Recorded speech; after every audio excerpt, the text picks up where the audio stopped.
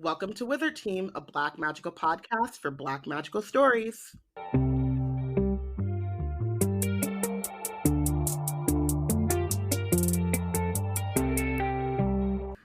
Hi everyone, it's Bayana, Robyn, and Porshèa embarking on a journey through the many fantasy stories written by and about Black people. Currently, we're reading Amari and the Night Brothers by B.B. Alston, and today we're discussing Chapter 32. So, before we get into Chapter 32, we should probably talk about what happened in Chapter 31. Well, we get off of an elevator with Amari and Agent Magnus, only to walk straight into what feels like a trap by Director Van Helsing in the elevator, apologetically being like, "My bad, I was going to take you to the director, but you see, I was over the controls were overridden, and now I'm dropping you off with this director who is going to accuse Magnus of being the reason that his daughter was corrupted, because there has to be the reason. The reason cannot be bad parenting. It has got to be that Agent Magnus somehow corrupted Maria Van Helsing and made her into the magician's assistant, which makes so much sense, I swear.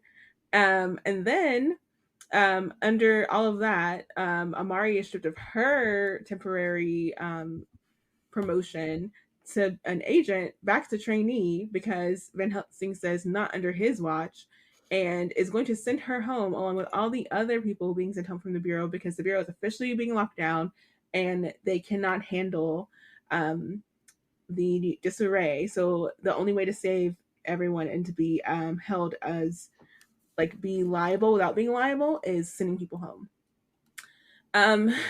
Amongst all of this just chaos and calamity, Amari and Elsie and Dylan are like, okay, I get that there's plans that the adults are making, but since they get how Nick Fury reason, since this sounds dumb, I'm gonna just say what I want to do instead.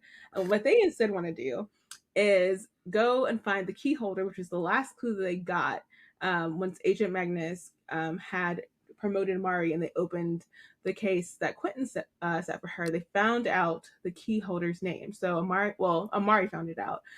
So she tells Dylan, Elsie, they need to go find this person. Dylan tries to keep Elsie from going. Elsie's like, nah, G, you're not going to get rid of me. And so they are on their way to sneak out and get to the key holder when all of a sudden they're separated, and Elsie, and the last bit that Amari sees her, breathes fire. Because she's a what? A dragon. And who do you not play with? Dragons. Let's keep that clear. Then finally, before Dylan and Amari can get to the vehicle that they commandeer in the garage, Agent Fiona's like, where y'all think y'all going? And they're like, Magnus sent us. Well, she understands that Magnus sent them because she reads Amari's aura. And she's like, I don't get why Magnus would do that, but let me at least give you a phone number to call. I'm being monitored by Van Helsing, but he's not going to stop me from getting a phone call and coming after you if you need me. So that's what they do.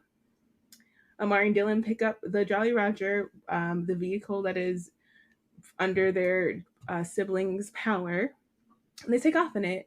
But do they know what they're doing? No. So what do? They turn on autopilot, and now we're letting them go adrift on autopilot and Dylan's how many ever hours of video game play.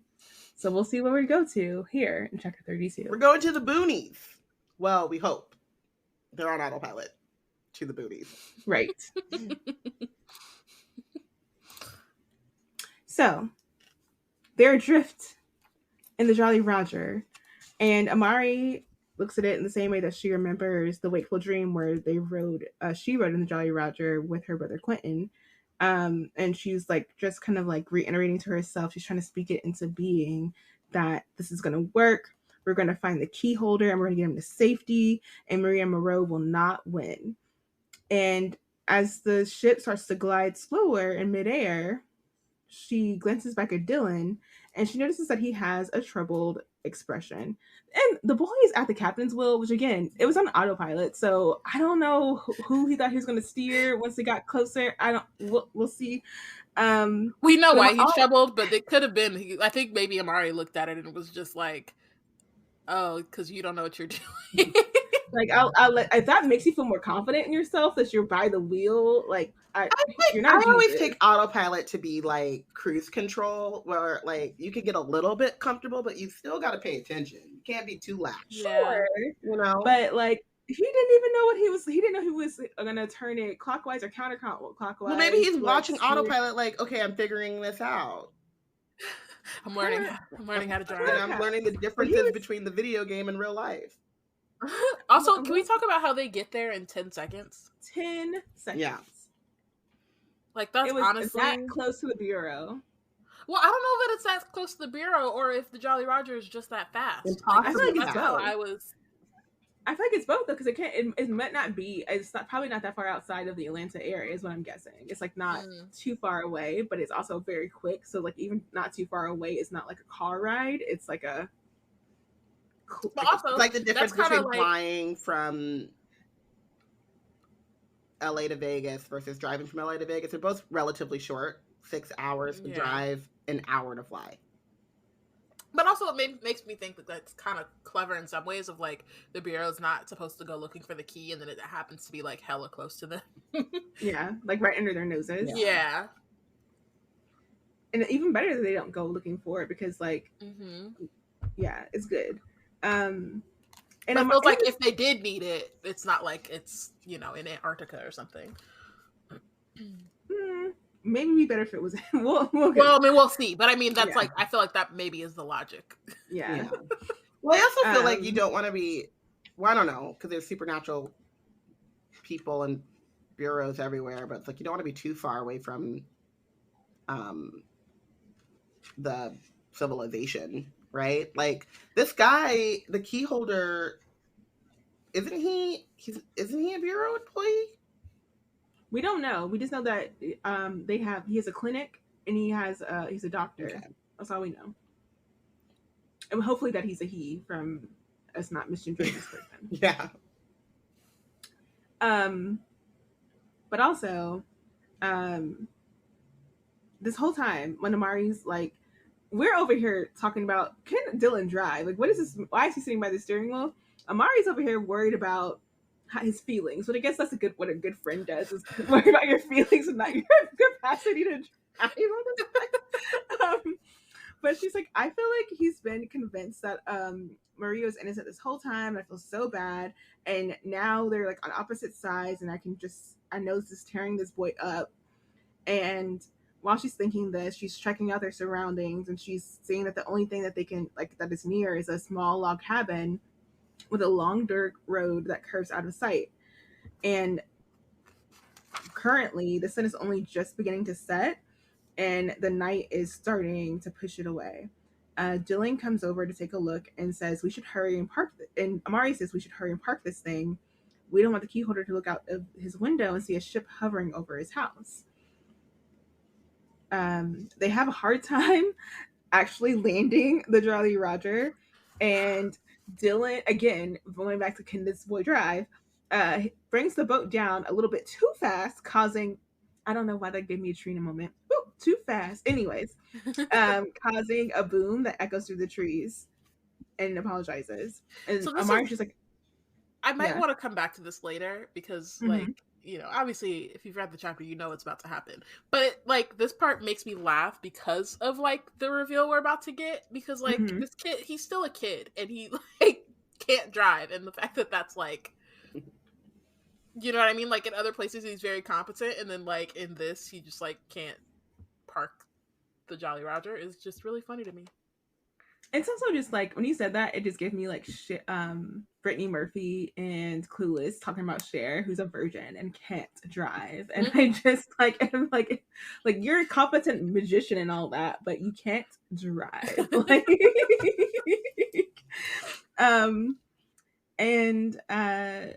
he apologizes. Amari's just like glad they're there in one piece.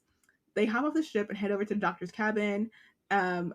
It's like, so the thing about this cabin is that it's not just like, it's like clear that this person is not expecting to be found because the grass is unkept. It reaches past her knees. And it makes her wonder if anyone is really using the cabin. As they get closer, there's a sign that says the Boonies Medical Clinic Country Doctorin at its finest, with Henry Underhill, MD, as the named physician, and who is also the name of the key holder that Amari received. Amari takes it as confirmation that they definitely found the place. The front door's only a few steps away when Dylan grabs her arm and says, "Just hear him out, okay? Give him a chance." And Amari's like, "What? Give who a chance?" This is very suspicious. Like, what does Dylan know? Dylan, the non-driver who did not know how to power his way and where they were supposed to be going, who needed Amari's input to put it into the autopilot. How does he know who's supposed to be outside this door? Can I just say? Oh no, we'll keep going, and then I'll say. We'll get through the door, and then I'll say. Yes, we gotta get through the door. Leave the door open. Okay. So, without even knocking first. So, why does he know he can just walk in this door, not knock, not ring nobody's bell? He walks inside. Confused, Amari moves to follow him, but freezes in the doorway. The doctor's office has been completely trashed. Papers and medical supplies are scattered all over the floor. Chairs and cabinets are overturned. And seated at a fancy golden table in the middle of it all is a smiling, gray-haired man in blood-red robes. He looks identical to the illusion, but except there's a presence to him that she never felt back at Blackstone Prison. Something old and very dark. It raises the hairs on the back of Amari's neck. So it's wild to me that they like trashed this place, and then he was like, "Well, let me set up my golden table so that I can sit and drink my blood out of my chalice all like comfortably or whatever." Just like nothing says grand majesty like an unkept lawn, a like very chaotic space, and a golden table in the middle. It's like he said, "Listen, let me villain, okay?" I don't know what aesthetic this is, but I don't know. I'm gonna villain at the peak of right. He said, "Listen, I'm trying to. Not only am I trying to be top villain, I'm also trying to get an HGTV gig going on about how to properly, take over a lair. Let's do it. Let's go." Okay, but like, if I'm taking over a layer, like it's gonna go from whatever the former concept was. He's a magician. He's an illusionist as well. He can just make it look different. Like he just did not try. He's like, all I need is my golden table. He pulled a Trump thing. I need a golden toilet. Instead of a golden toilet, he brought his golden table, and that's all he needed to feel like he was rich and like a proper villain in this moment. Like that's all he wanted was a table. And his blood red robes, I'm sorry. The robes are blood red. Red blood, yep. The real Raul Moreau leans forward in his chair. Nice to finally meet you, Amari Peters. Okay, now can I go? Okay. If you have seen or caught, if you've read the whole book by now, and then you listen to any of our little spoiler things on Patreon, become a baddie. You might have heard me say this before. Dylan be acting. He don't need this. He needs to go to the stage. The boy belongs in the theater. Okay? Community theater? Not community. The boy belongs on Broadway. The performance this boy has given and has been giving, immaculate. Like I'm disappointed. But am I? Because I'm also impressed. I can't look. I don't know if I can. I'm not going to spill about Dylan until we have a moment for Dylan to show his face. Like I'm gonna give Dylan a couple. Let's get to there with Dylan before we take him apart. Because he needs dismantling. He needs to be examined. You can dismantle all you want to, but the thing you cannot dismantle the acting, the performance. Okay. Amazing. Okay, this is Amari's mental state. Please don't let us be too late. And then she asks, "Where's the key holder?" "I'm afraid Dr. Underhill was dealt with some time ago," says Moreau. They murdered that man. They did. He's definitely dead. They murdered that man. Hate I that. feel I like hate that for him. Carlos Delps thing in beloved. italics. Because sometimes you'd be like, I'm reading middle grade. What do you mean dealt with? Nah, they murdered that man. That man is no longer of this earth. I don't care. He hanging out with Madam Violet. We got some horrific things for our Middle Ages back in the day. Goosebumps Yeah. was like deaths happen. I'm cool. I'm cool. Like at some point you realize when there's words said and you don't know like when they're alluding to something and it's like someone was dealt with, it's death. They're gone. Like Gone. It's good. It's fine. He's no longer They're on gone. this plane of existence. He's not coming back. You can see him at the Festival of Souls next year. Unless it's a fantasy world where the dead just kind of linger with you and they still around. That's it. That's where we are right now. Says Moreau, do you really think I would risk attacking the Bureau for the Black Book without already possessing the Black Key? Like, what kind of villain organization do you think I'm working with over here? You think I'm an amateur? You think I'm a little crony? No. He pulls a piece of twisted black metal from inside his robe. But how? Amari asks. Moreau's grin widens, flashing his pointed canines. Being so young in your magic, you wouldn't know this, but there are ways to make truths spill from lips like water from a fountain. So not only am I going to be a villain, I'm going to be poetic. That was bars. I'm going to be effing edit. Yeah. Not everything that glitters is giggles. That is what the madam told her, okay? I mean, she was told. She was told. Not everything that giggles glitters. Madam Violet told her. Glittering giggles be getting you in the end. Be getting you got. Oh my god. You got by glittering giggles. And now this golden table's gonna get you even more. Like you got by golden glittering giggles.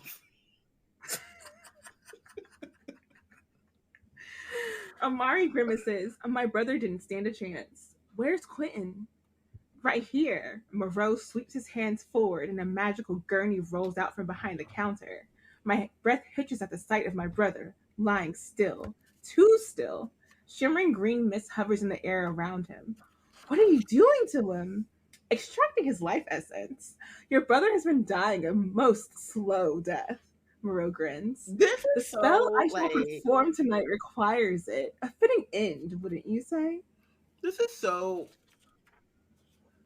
We were talking about like the villainy of it. Extracting life essence is like... So I read like Mercy Thompson. I read a lot of like urban fantasy, whatever, but witches and Mercy Thompson, which I guess are kind of like akin to magicians in Amari. There are white witches, gray witches, and black witches. And so the darker witches, again, that's gross, but that's what it is. They power their magic through other people's pain and suffering.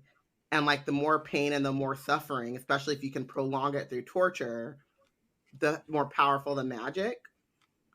And I feel like that's like what I'm getting from this, like extracting his life essence. The spell I shall perform tonight requires a very slow death. Is like, it's crazy. It's crazy. It's crazy. Like how you make something awful. Disregard for other people's lives. Disregard. Yeah. Like utter like Sonder is a term for like being able to perceive the full existence of someone else's life while you live your own. Like you just like you're able to like recognize it. So like if you're ever like just like walking around like in New York, like I do, I'm walking around the city or whatever, like I used to be, I'm inside now. But when you're like walking around and you realize like I know where I'm on my way to.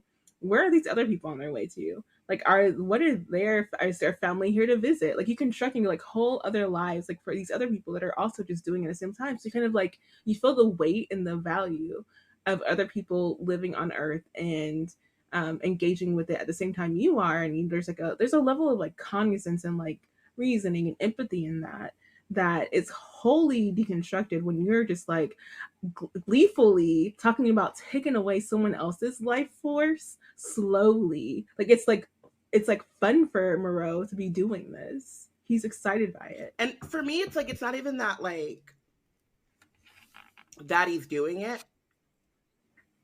It's that he's doing it to power a spell or to use a spell. So like, there is not much difference between to Moreau between Quentin and like a Duracell battery.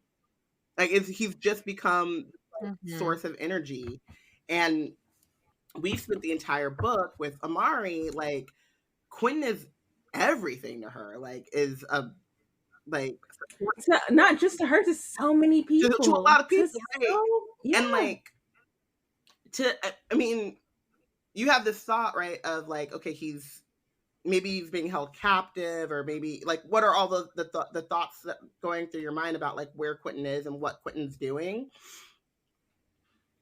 and to like finally find him, and he's just being drained, like, just being used. And has been for weeks, months. As long as you haven't known where he is. Yeah. And then it's also kind of crazy then to like go back and like, obviously like next Amari draws her stun stick and Dylan knocks it out of her hand, and then it's like, but he, before walking into this place, was like, just hear Moreau out, essentially. Yeah. I'm like, how is she supposed to do that if dude is literally extracting her brother's life essence? Like, I know he's murdering your brother currently, but just listen to what he has to say. Like, no. But it also, though, like, it both like shows like Dylan's, try to think of like the word where like, Dylan is on the emotional empathy straight. Like he's like, a Van Helsing through and through, like his father. But I'm also thinking like, I think also we, as the chapter goes on, we kind of see like where Dylan and Moreau's like goals and their perspectives differ, I guess.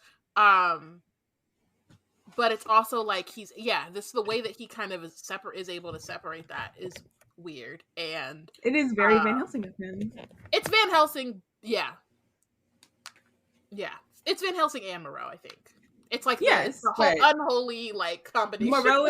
Moreau is able to succeed because he's picking up from where Van Helsing left off. Exactly. Like he's just expounding upon. Exactly. Yeah. He's tapping into like the deficiencies of the Van Helsing tradition, what they pass down, not at all disabling or like, don't unlearn everything. Like they give you a decent foundation for evil. Yeah. You just like taking he's exploiting the already pre-built. Yeah. It's like you have like you know that like if this is very old, but like if you know that your car, like you have an old car and you're like, it can only play cassette tapes, but I'm going to exploit the fact that it's built for cassette tapes, but I'm going to get an adapter and I'm going to be able to play my MP3. Mm-hmm. I'm exploiting like this old tech for new tech. And they're like, this is some old stuff that he has built into him. He came in some presets that I don't even know about, but you know what? I can use it to my advantage. Mm-hmm. I will make it work for my ends. Definitely. You just talked about turning Quentin into a ballerina. Let's talk about Dylan as an adapter. But yes, that's where we are. Moreau is literally shopping the bureau like he's at Best Buy. This is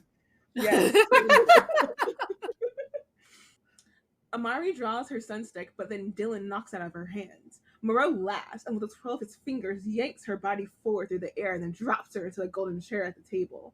She's completely defenseless. Dylan takes a seat across from her right at Moreau's side. I feel like I could throw up. How long have you been lying to me? Amari asks Dylan. Dylan doesn't answer. He doesn't even look at her. So you're gonna knock my sun stick out of my hand, and then you're gonna not even look at my face when I ask you a question? Like, are you serious? You're okay. Moreau laughs. I'm afraid my partner has played you for quite the fool, child, and for a long time, too. It might shock you to know that it was he who stole the black book from right under your nose. He walked out with it in his jacket pocket while you, Chief Crow, and a dozen other agents stood only feet away. But Maria, Amari says, I saw her. We all did. You saw what Dylan wanted you to see. Not everything that glitters giggles.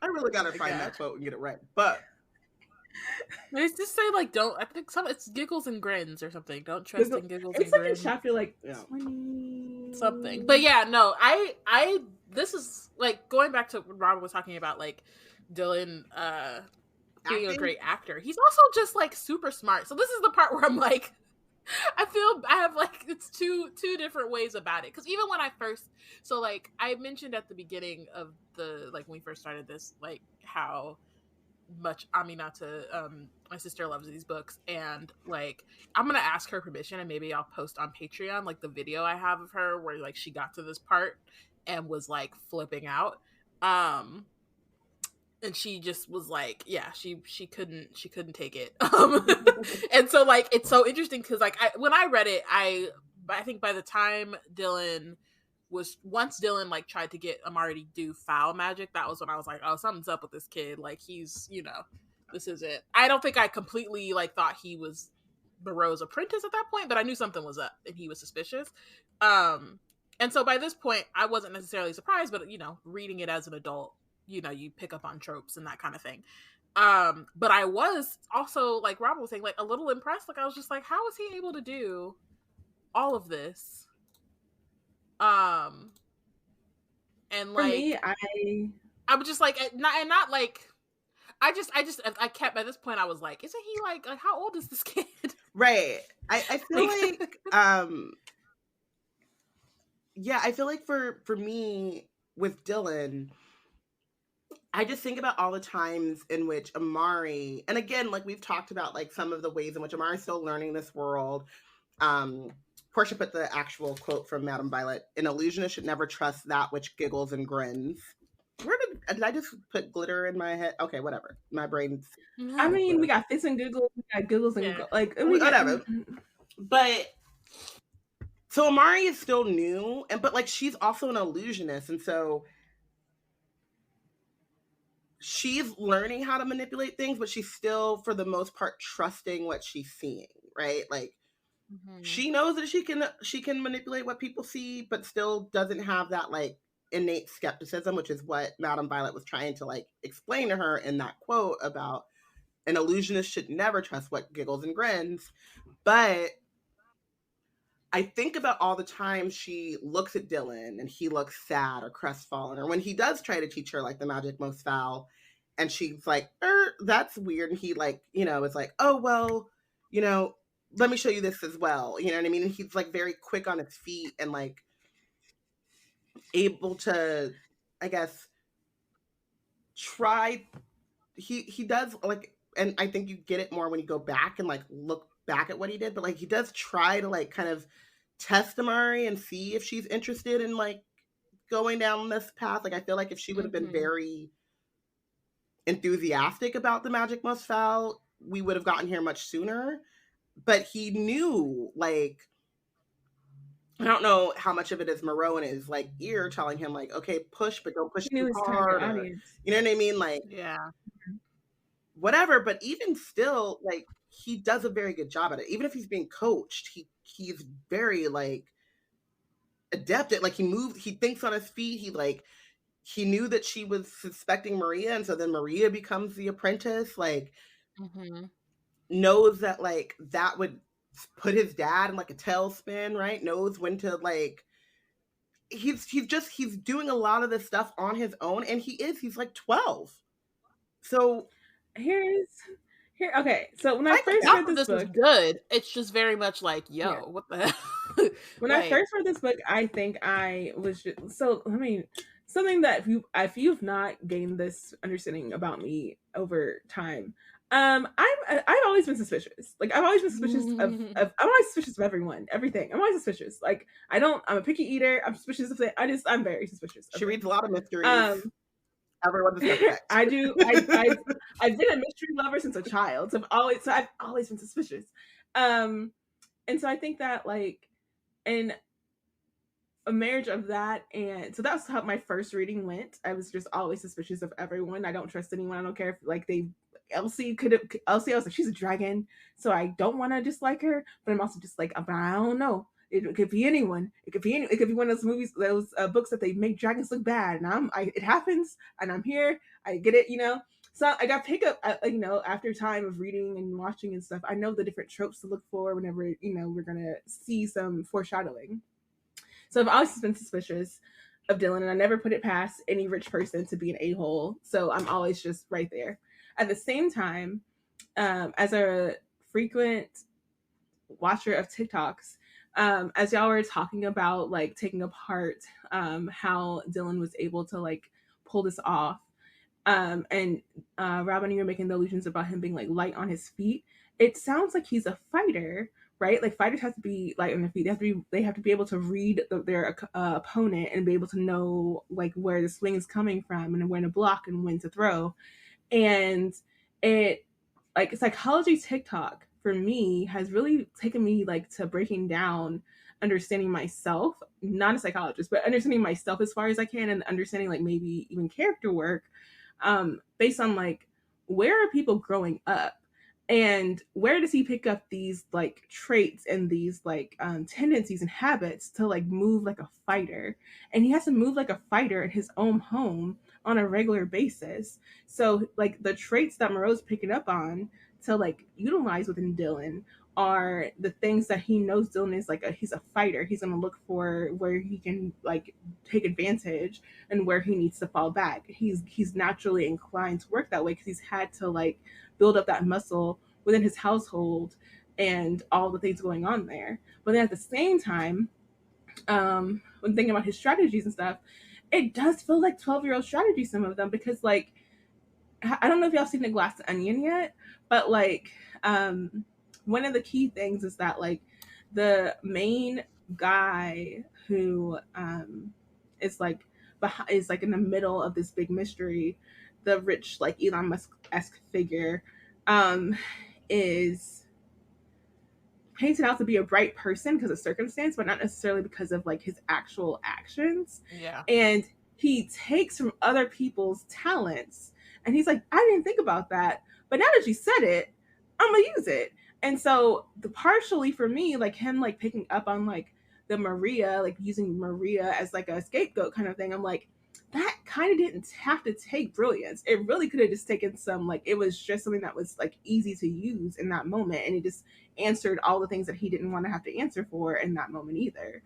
So there's a level of like, sure, like he's good at what he's good at, but I don't know that he's like if you wouldn't have had time to actually sit and follow the clues, like you wouldn't have been able to pick it up either. Like I just think that the Bureau is wilding because they're like Agent Fiona and Magnus might have been able to pick it up, but they weren't so like messed up with all the other things that Van Helsing has them running around doing, right? I mean, I think it's that, and I think it's that the Bureau doesn't know anything about magicians. Like we've kind of found out in the last couple chapters, and like even in the next chapter too, like we just start to see like there's like a tech illusionist. What is that? Like, they know nothing. So that's the other thing. Like Dylan's able to get through, and like a lot of he's part of like he's able to adapt based on different circumstances or like new information that he's given or whatever. I'm sure he also has time between things to come up with new plans. It's not like he has to like be on go all the time. All the time. But like I know part of it is also that he has the benefit of not being known as a magician. So like the access that he has is different. But also they don't know anything about magicians, so he could do anything. Also, his dad does not know him. Like he has a vantage point of like he's in his father's like shadow region, because like his father does not pay him any mind. His father does not know who he is. He just knows that he just feels like Dylan needs to get in line with whatever he says. That's all he cares about. He doesn't care about who Dylan is as a person. So Dylan can run around taking money, giving money to Amari on the night of the Old Souls Festival, like on my father's tab, like because he does not pay any attention to his son or any of his kids. I also think about this in terms of like what we say with like when we talked about so many times about what it's like to be a magician and be able to hide it. It reminds me a lot of like what we talk about with like marginalized people and how we know white folks because we have to survive. Like we know that like we're not surprised by them. We pay attention to them because it's dangerous not to. We pay attention to what's going on because it's dangerous not to. And I think that that is also true somewhat of Dylan, of like, he's paying, like you said, like he's in his dad's shadow. He's able to like, do things. He's paying attention not only to his father and how they think of magicians, but like he's got a lot of access to the bureau and has been in this world since birth. And so it's much easier in terms of like being able to get the black book or like do those kinds of things. He knows the deficiencies. He knows like where they're not, people aren't gonna like ask too many questions. How they got out of the bureau in the first place. He wrote a note that like any thinking person would have been like, this is kind of weird during a lockdown. During a lockdown, right? Yeah. And like Amari and Elsie will know what they need to bring. Like, does the director even talk like that, right? Like, but he knew that like on his forge with his dad's hand and on the stationery, people aren't going to ask questions. They're not used to pushing back on him, or But also, speaking of knowing when to take advantage, like not only with just Amari or anyone, he knows how to manipulate people around him because he's been learning that from his father's side this whole time. Like, yeah, but if not his father like deliberately teaching him, but because like in order to make up for this deficit of attention, he manipulates those around him to get what he needs to get. So like he knows how to manipulate the bureau because he knows they're in disarray. He knows they're like all running around. He's like, I can take advantage of this. I know how to take advantage of the bureau in disarray. I've seen it. Yeah, and I think like what you're talking about though is like, for me, I think that is more in terms of like Glass Onion and stuff like that. Like not, but where I'm much more impressed, I guess, not excited about it, but impressed by it, is that like Amari is not of this world, and so no. And like, how much does he actually interact with like normal non-legacy type of people? And he was still able to kind of take advantage of Amari's trust, even when he decided like to come out to her as a magician. Like you could see him like doing smaller things of like looking, not standing up for her in public. And we talked about this when we were earlier in the book, like not standing up for her or like really coming to her aid, but looking uncomfortable and not fully like taking his sister's side, not actively the bare minimum,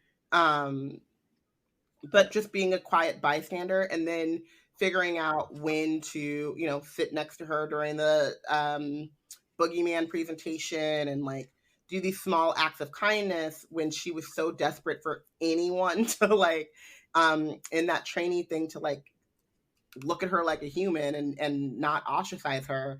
And again, like a lot of that could be being coached by Moreau or whatever, but like it was still really like impressive just in his dealings with Amari even, who I don't think is like actively suspicious, was suspicious of him because he was a Van Helsing, but not suspicious of him as like a possible apprentice. At one point, she even thought like, and I think Elsie said like the magician girl could be the apprentice, right? And as soon as she figured out it was Dylan, like I don't think she ever thought that again. Or, like, that thought never occurred to her. Yeah, it didn't even occur to her, and so that is, I think, where I'm really kind of impressed, because Amari isn't like anyone that he's known or grown up with or like been able to kind of like see in action for a long time, and still was able to pull this off. And so, yeah, I don't think that like anything that he did is like incredibly like brilliantly earth-shattering, but like putting all of that together, to me, like that whole is like very impressive.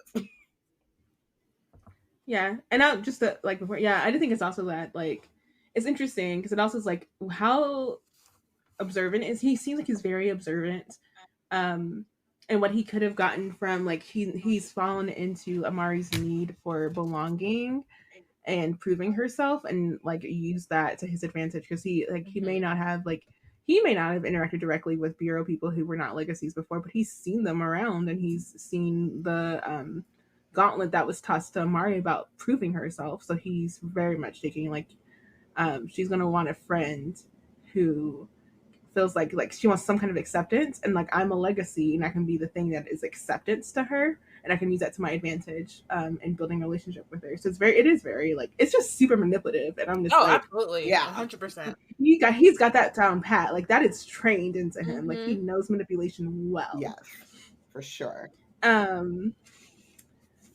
So Amari says, Maria, I saw her, we all did. And Moreau throws his head back to laugh some more, saying, you saw what Dylan wanted you to see. She was an illusion, and all the tech magic she supposedly performed was actually Dylan here. Amari is astounded. You disabled the shields to let the hybrids in? You're the one who set up Magnus? Maria was a victim just like Quentin, and Dylan still will not look at her. Amari shakes her head. But why? All those times you said you wanted Maria back and you knew where she was all along? Dylan stares me straight. So now he looks at her. Dylan stares Amari straight in the eye. Maria is a coward, just like all those other weakling Van Helsing magicians before her. For centuries, they've stayed silent while the Bureau locked away magician after magician. It's like I told you. We're special, Amari, and we deserve to be treated like it. We shouldn't have to hide what we are. Moreau helped me to understand that a true magician cannot serve two masters. It's hard because it's not wrong, right? We've seen this whole time like how horrible the Bureau is to magicians and how they just kind of take this the way that they've kind of just like, I mean, you know, calling them illegal for centuries, building the whole Bureau on the fact that like magicians can't exist, whatever. And so all of that, and then on top of that, we've also talked about the Van Helsings and like their privilege and being able to hide the fact that they're magicians and not actually use that power to kind of challenge the situation, even though like they're a magician, like their ancestor was one of the founding members of the Bureau.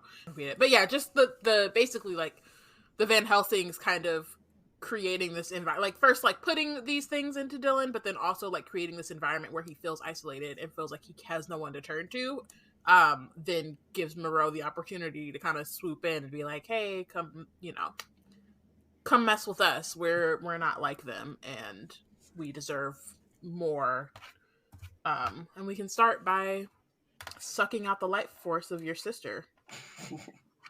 Like, right, and you know, this is something like come on, like let's go there, sir. So this is why he's not concerned about Amari like walking up to the door and telling her to hear freaking Moreau out, because he's like, why would Amari be concerned about her brother's life force being drained out? I'm not concerned about Maria's life. So clearly, why would she care if Quentin's was? I'm fine with Maria's being gone. I even used her visage to like make everyone around the Bureau think that Maria's a thing. So clear, like, why in the world would Amari be upset by this? Like, clearly she'll see that we're the best. Like, she's a magician.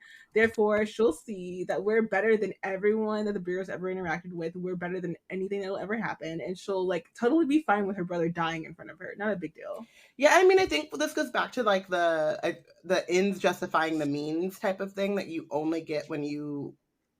Not you only get, but, like, a certain personality type sees...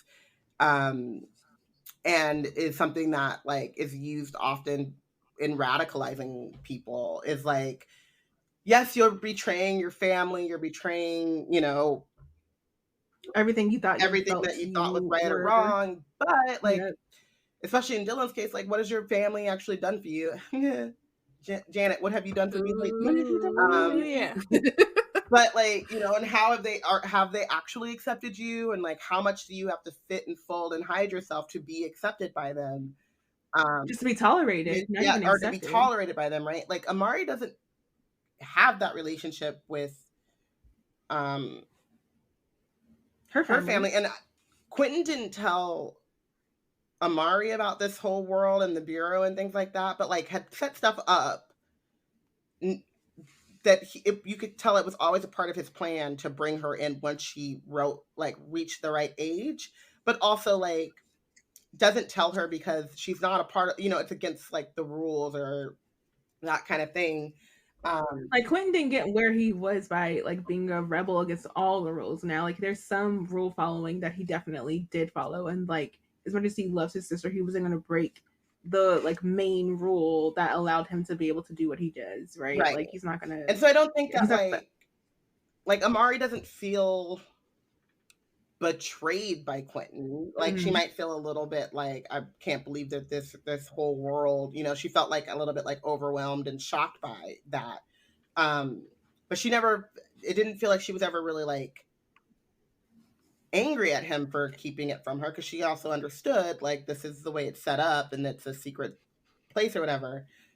So those things do not resonate with Amari the way that they would resonate with Dylan, right? And so like I think that, and that also become like we've seen a couple times, becomes like his weakness too. Like when he showed her the magic most foul, when he, you know, did show her a little pieces of his internal self, and she would be like, ooh, a little bit too far, or like, are we sure about that, right? And so, yeah, I think that like, obviously, radicalization did a lot to Dylan about feeling justified in his actions, but he also was uniquely vulnerable in a way that Amari is not, because so all of that Van Helsing base of superiority is also one of the things that Moreau's able to pick up on to utilize for turning him into like his side of the magician war, because he's like when Dylan says like we're special, we deserve to be treated like it, like that is very much a superiority like complex kind of thing of like we deserve special treatment for who we are, sort of being, there's one thing to be like, yes, we are different and we should be, but that should not be penalized. It's another to say we're completely different than people and that should be treated with reverence. Yeah. Like there's that's above them, or and even like the whole idea of like you can't serve two different masters. It's like, why do you need to serve a master? What master am I serving? Look at me, I'm black. I ain't serving nobody called master. I'm not anytime, not anywhere. I'm not serving any master except for maybe like my own morals. I felt a way whenever I had to get a master's degree. I was like, I don't know about this wording now. Okay. Oh my god. With a wave of Moreau's hands, Maria is rolled out on a gurney too, her eyes closed.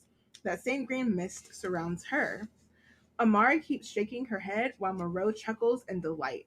Tell her everything, child. Let her see how thoroughly she's failed, just like her fool brother. Moreau's over here kikiing, and it's really out of pocket. Instigating, like, and not only is he like the main instigator. He's just giggling the whole time, and he's sticking back his feet and giggling, kicking back his feet. But aren't you trying to also get her on your side? Like this is some very Madam Violet. Is he the dummy who don't know nothing, and the coward who is her friend? Like it is very much like that. Is he trying to get her on his side though? But that's the thing that's what I meant when I was talking about Dylan's like own goal. You know what I mean? Mm-hmm. Telling her to hear Moreau out. Moreau does not care about what Amari, like he's like, I already gave her He can take or leave if Amari gets on with the program or does not. Yeah, like he's not tripping off of that. He's like, gonna have a good time no matter what happens. Yeah, like Dylan wants Amari on his side. Yeah. Moreau doesn't give a fuck.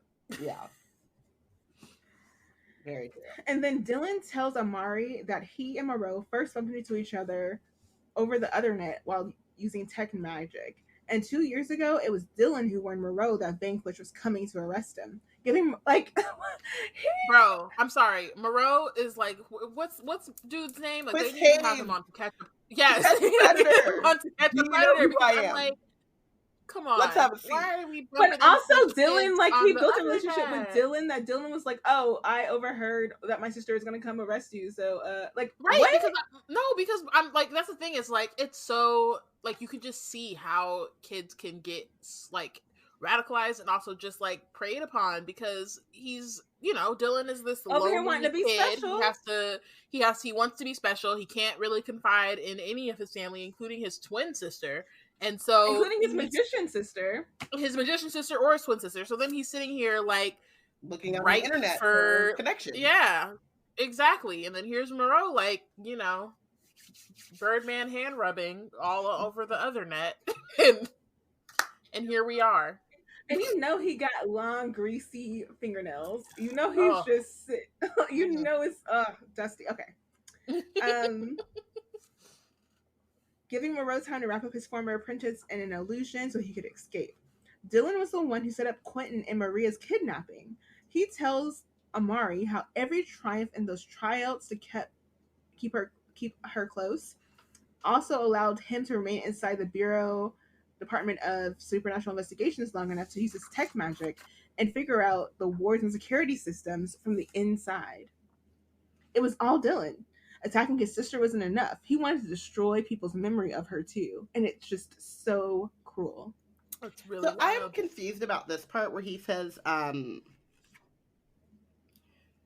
he tells me how every triumph in those tryouts kept me close while also allowing him to remain inside the Department of Supernatural Investigations long enough to use his tech magic to figure out its wards. That's where I think, like, what Bayana was saying is that Dylan wants to keep Amari close. And I think that, like, on some level, Dylan knows that, like, Moreau can't be my only magician friend because that's weird. This man is 1,000 years old. I would like someone a little bit closer to my age, please. But, like, who said? What is Boomer's? Sorry, I was gonna say this. What is Boomer's freaking like reasoning? What is their position? If a 1,000-year-old magician can figure out tech enough to like to lure in a child, but y'all can't, y'all gonna be on a congressional hearing and y'all over here asking dumb questions about tickety talk and Facebook. Like, what is the reason? Like, what is the actual reasoning behind it? Because if a 1,000-year-old magician can pull together this elaborate trap, what are y'all doing? Well, I will say that predators are always kind of like tech more savvy because they have to be, as opposed to just like overly privileged, ignorant lawmakers. No, but so my question is, so like Dylan was infiltrated in like keeping the triumphs and stuff in the tryouts to keep Amari close makes sense to me, right? So kind of what like Bayana was talking about, but Dylan was already able to like warn Moreau that Quentin and Maria were on his trail to like get certain things going. In what way would he not have? So it says like to also keep him. Where am I looking? In the Bureau? Or to keep him inside the Department of Supernatural Investigations long enough to use his tech magic. It's like, what was stopping him from being in there? It seems like he was already... No, he was. The other stuff I think was just stuff he overheard from his dad. He wasn't because remember, like him and Lara are talking about how much random stuff their dads just be leaking. Their dad left the computer with Amari's grades right there. Like homeboy is really like to be the head of the Department of Supernatural Investigations. His little security situation is real. He got a lot of leaks. He got Post-its with passwords. He is the leak. I know he can know on Magnus's case that he is the leak. Come on. But actually, literally, hilarious. He's the Congress person. Yeah, I guess so. But yeah, I think that's it. I think just I think the other stuff is more like stuff he just happened to overhear. He could find inside the actual department. Yeah. And if you think about it, like him getting Amari's test scores as magician girl, and telling Amari like reaching out to Amari like, oh, you just got your scores, like ooh boom boom, like that was probably him testing out like how well he could infiltrate like the systems. Like he could just infiltrate like, here, my test is can I get the test scores? That's test 2 or whatever he's been doing. Yeah, boy's a sneak all the way through. Interesting. So this dig about him also like just taking out his sister's name is like he's very spiteful to his sister. So Amari's heart breaks into pieces. Those hybrid destroying your house that bruise you supposedly got, that was just to convince me to come back. Whatever it took. Dylan shrugs. You can't be like this, Amari says. You just can't. We're at war with the entire supernatural world, Dylan says bitterly. We're fighting for magicians' right to exist, Amari. What we have to do, we have to do what's necessary. You should want to be a part of this. Yeah. I always feel like, so this is like one of those things where we talk about like at what cost? Like if it's a zombie apocalypse, like what am I surviving for, right? Or not that this is like this on the same level as like, the end of the world. The end of the world. But this idea of like we're at war and like all of these things, like the ends justify the means type of thing, is like Amari's hearing this. It's like, so you're willing to shit on your family's name, slowly extract the life essence of your sister, like you're willing to do all of these things, like where's the line? And I think that like Moreau doesn't care to get Amari on. Amari doesn't know, isn't asking where is the line. Amari's saying like, this can't be you. Yeah, like, she's like, who are you? Who are you? Like, and it's really interesting to hear Dylan kind of like let loose this like unfiltered,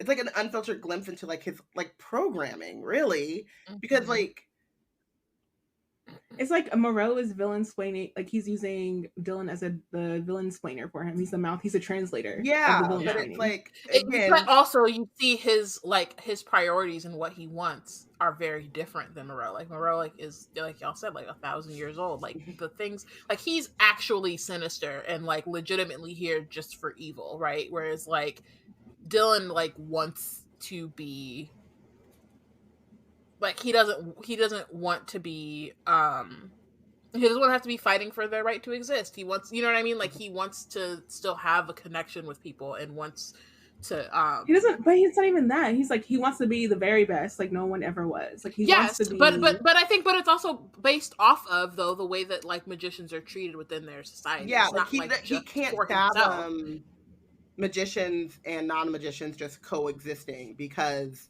of the way that they've been set. There has to be a hierarchy. There has to be, they have to be elevated to like make sure that they're able to be free or accepted. And like he's still, Moreau is looking for a world of like magician superiority to a certain extent, but it's actually like Moreau superior. It's like me above everyone, then the magicians that follow me, and then I don't care what. But it's not even just superior. It's like dictatorship and societal elevation superiority for the magicians, but a dictatorship right? Like me on top is the end goal. And like you don't get the sense with Dylan that like Dylan on top is the end goal as so much as like I should be able to like be fully myself in this world. But you're hearing like the way he's talking feels like he's talking in manifesto. Yeah, it feels and so again, like Amari's trying to grapple with like, who are you? And like this is me being like, or as a reader being like, still, who are you? Because like even this explanation doesn't sound like a you. It sounds like programming. You know what I mean? Like it doesn't sound like. And I mean, and it's like Amari kind of mentions it a little bit later on, but it's not like she hasn't also had these thoughts. Yeah. But it's just like that she's come to a different conclusion about who she is and who she wants to be. And I think that like part of that is also that she had like family and friends and all these like people to kind of instill in her that like, you know what I mean? Like that like sense of self-worth and self-love that Dylan just does not have. And so yeah, I mean, I wonder how different Dylan would be if instead of being like staying with his family or whatever, he got to move into the dorms and had an Elsie Rodriguez type of roommate who was like, oh, you a magician? Awesome. I'm a were-dragon and we friends. We're besties. I'm on your side. You know what I mean? Like there's a lot that went wrong with Amari faced a lot of challenges and a lot of isolation, but she does still have like the people who are on her side, like love her fully, unconditionally. And Dylan has never had unconditional love, it feels like. And so he's much more vulnerable to this stuff, but it's also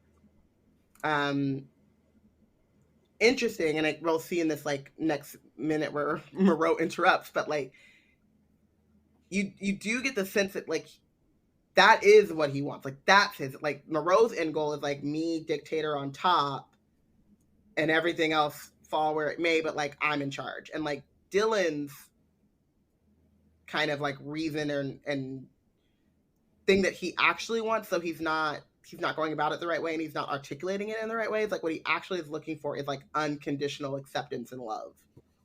He ain't gonna get it this way. I think that his programming with Moreau has driven the concept of love out of his, like I feel like his upbringing has driven the concept of love out of him feeling like it is a necessity. I don't think he hears love and thinks that love is a necessity. I think he rationalizes away from love. See, and I think I would that say he that thinks he has, but that's actually like right, like feelings wise, he might for. actually have the feelings, but like in his mind, he does not think that it's like his, when he's thinking, he's not thinking about love. Yeah. So this is not a direct allusion, but to me, it kind of feels like Moreau is the CIA who kind of like programmed Killmonger, and Dylan's Killmonger, and Amari is Nakia, who sees it better and from the correct vantage point. Killmonger is like, oh no, I've been programmed to think about it like it's all or nothing, and that's how I'm going to act. And Moreau is the CIA who is like, oh no, like I'm everyone's going off for my own means. Everyone's been taught the way that I want them to be taught. Like it's like a very like there's multi-layered in that way. And then I had another thought, but we'll get there. About my main thing, and we're probably gonna get there in the next couple of minutes. Is it very much sounds like Dylan has like interpreted Moreau's underlying ethics and the way that makes the most sense for Dylan, and the way that he can best conceptualize it, and the way that like he would be able to do it. And that's the whole like thing behind like thought leadership, right? Is that you are able to be successful in gaining bringing other people to your cause because people are able to interpret your actions and your cause in the way that best fits and suits what they would like to do as well, right? And so then, but it's like, what does Moreau really truly want? Like we've talked about like this like dictatorship hierarchical thing, but like why does he actually need Dylan to make this come to being? Like what is his like, why did he invest in this person? And so here we get Moreau saying a toast while he's lifting a glass, and he says, to Amari Peters, the most powerful illusionist I've sensed since my beloved brother Vladimir himself.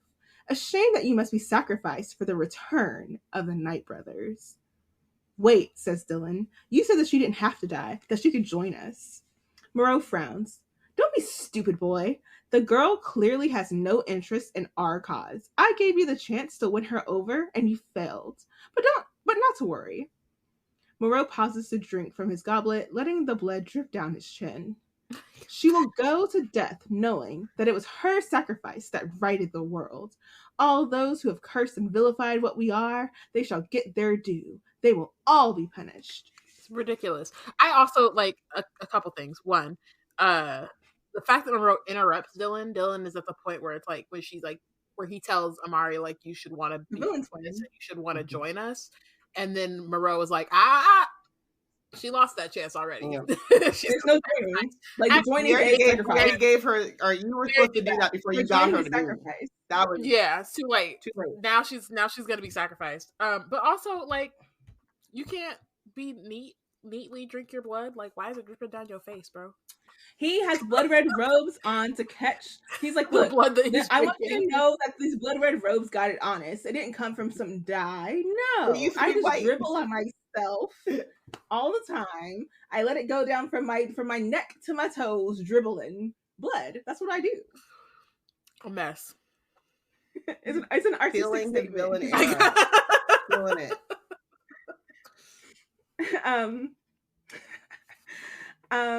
Amari flinches. She's had those same thoughts, wanting revenge on all those people who've hated her for something that she didn't change and couldn't change about herself. Those people who gave her dirty looks, or the parents who signed that finale petition on the training room door. Isn't it exactly how Amari's felt when she's had enough and pushed Emily Grant on the last day of school? is payback for all those times that Emily made Amari feel bad about being the poor Black kid from the other side of town, for daring to say that Quentin was dead, and it did feel good standing over her while all those other kids laughed. And Amari felt totally justified. But that's not how she feels anymore. We can change people's minds about magicians without hurting anyone. I've seen it happen. We just have to give them a chance to see who we really are. Didn't Elsie become Amari's friend because they gave each other a chance? And what about Ranger Alford at the second tryout, or those people who clapped for Amari at the finale? Amari is about changing minds, but without shutting herself off. And no matter how many times her efforts got thrown back in her face. And Moreau's like, a touching sentiment, but I have no interest in changing minds. Right. A lion does not concern himself with the opinion of sheep. The supernatural world shall fall in line, or it shall die. Sadly, a great many will have to perish before this message is fully understood. Okay, so how is he gonna say sadly after 2 seconds ago said, I have no interest in changing minds, a lion doesn't concern himself with sheep, and then be like, oh, sadly, they're gonna have to die. Even though like, you just said you don't care. So... He's like, again, emotions, he doesn't feel those. Just saying words. He's just throwing in words. I will say that I was like, oh, look at Moreau channeling his inner Usher. Does the moon howl back at a wall? I feel like I've heard lion and sheep before, like the sheeple kind of thing, like the QAnon kind of people. Yeah, I've heard it before too, but I just I think that it's one of those things where, like we said, like Moreau is very good at manipulating and getting people to, because I like, let's be completely honest, or let's have like, even like with, it's great that he has Dylan, right? And he was able to get Dylan to do his bidding. But like the minute that Dylan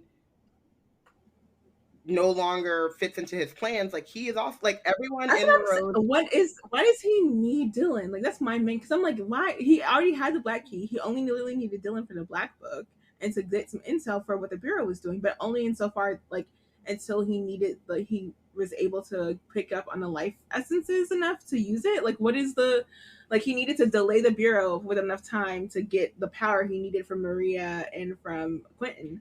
But like, is that it? Like, what is the real reason he needs Quentin? I think he just needed Dylan for access to the Bureau. It's like easier.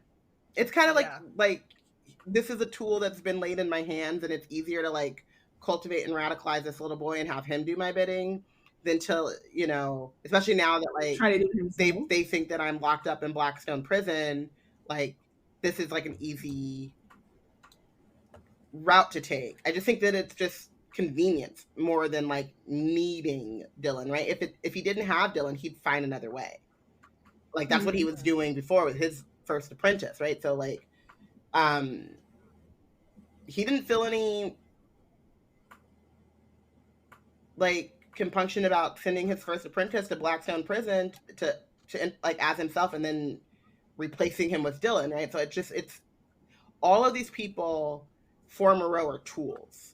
And so I think like it's really interesting because Dylan sees the like or feels very tied to the like, or we think he's tied to the cause, right? But like Moreau uses the cause in service of like his own gain and things like that. I think maybe the only thing he feels really strongly about is getting his brother back. Yeah. That's the only thing is, and that's like... a personal like loss or you know what I mean? It still serves him basically. Yeah. It doesn't, having the like Vladimir back doesn't, or not Vladimir, he's Vladimir. No, Vladimir seems trying to get back. Having Vladimir back isn't going to help magician kind. Like, you know what I mean? No, but it doesn't. But him wanting Vladimir back came before there being a cause. It feels that's the thing. Like the cause is to help him get Vladimir back. Yeah, to serve his. Because he could be ruling on his own. He is, so it's really like he wants his brother. And how badly does he really want? Does he want Vladimir back, or does he just want his like? Does he want the brand back? Like, does he want the Knight Brothers brand, or does he? Because he's all set to be a dictator. I don't think he doesn't sound like a person who shares power well. So I don't know that he actually wants to have someone who could challenge him in the way that his brother could. But I mean, I think that even that way, like, if he gets Vladimir back, that's like a, I brought you back into this world. I can fish you out again. You know what I mean? Like, he still has kind of. I don't know that. I don't know. He feels like he has enough of a range that he would know better. Like, like, I feel like he would know better. I don't know. But it is very much, to me, like, we're seeing how Moreau uses this cause to further his own goals, and how Dylan truly is committed to, like, this cause, no matter how, like, flawed it is and useless. And so through the eyes of Amari, she's like, this cause is dumb too. Like, or this isn't even, I agree with, like, the cause, but not 10% of the cause, like you've outlined here. Or like, I get how you got here. I see how you got here. And it's kind of like the slippery slope type of thing. So, well.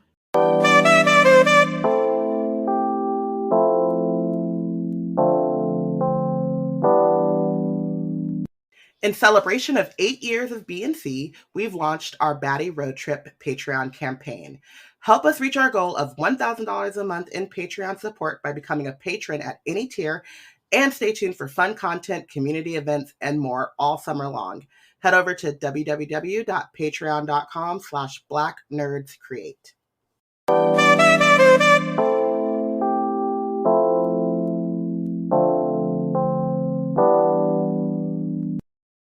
Amari slowly reaches to her pocket and she sends Agent Fiona a message.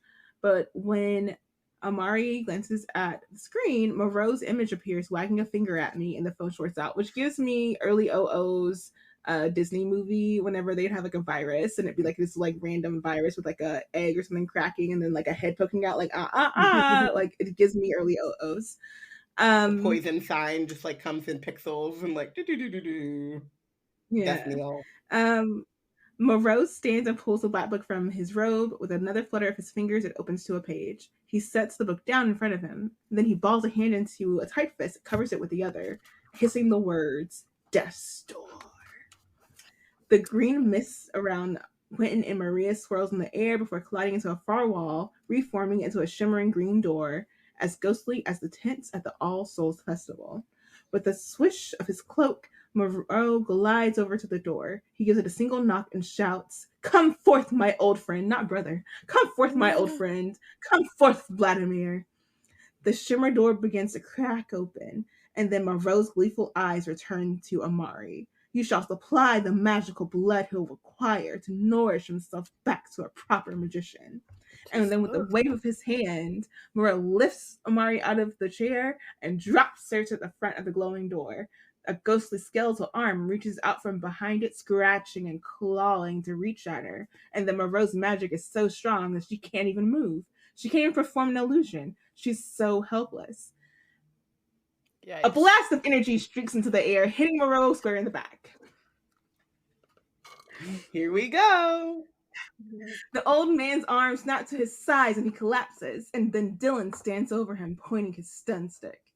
Moreau hisses up at him. "You would challenge me now, when we're on the brink of ultimate victory?" Dylan closes his eyes. "You know what we are to each other. I can't just watch her die." "Weakness," Moreau snarls, "to put sentiment before power. You are unworthy of being called a magician." Just very silly, because, like, you have the magic whether you do or not. Like, you're a magician whether you...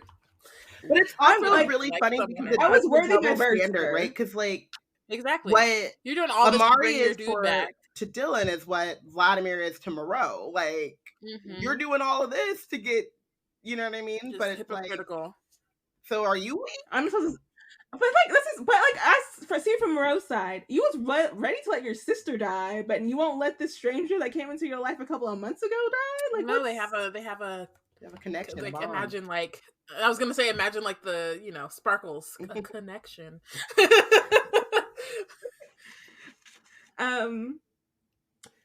Dylan growls back. You've had centuries to restore magicians to their rightful place, and yet I'm the one who got you the black key, and I'm the one who took the black book. No, I think you're the one who's unworthy. Time's up, old man. Crazy. You do not have the power. He could have been stood up to this man, but you know what? Sometimes you gotta. It takes the person you met 3 months ago to push you to do what needs to be done. I will say, you did not. Shout out to Dylan for doing what I thought Snape was doing the whole time in the Harry Potter series, and how disappointed I was by that ending. But this one, I was like, yeah, you got it. You play along, and then the apprentice becomes the master. I never thought Snape was a good person. I knew that Snape had orders not to intervene with Dumbledore's death. That's all I knew. Yeah, no, I think it's interesting that Dylan is like, nah, this is the straw. But also, again, like, we know that it's hard because they're not even hard. It's just like when people want friends or like they want the connection, but they don't know how to forge it in a way that's not like manipulative.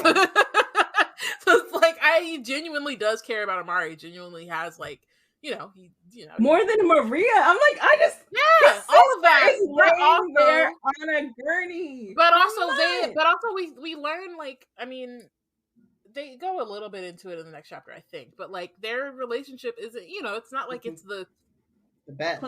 I get that. The closest. I don't have and like, it's still problematic. It's not to say that like he should be cool with his sister just lying there, but I think that like 4 months. Amari is like one of the first people he's been able to find like a common ground with and like connection and feel like, they're actually friends and like she's actually looking out for him. And I don't think that when he first started like trying to talk to her and get close to her, that wasn't something that he was expecting, which I think is also why we see the way that he like fumbles a lot in the beginning when he's trying to get closer and it's not really working because it's not genuine.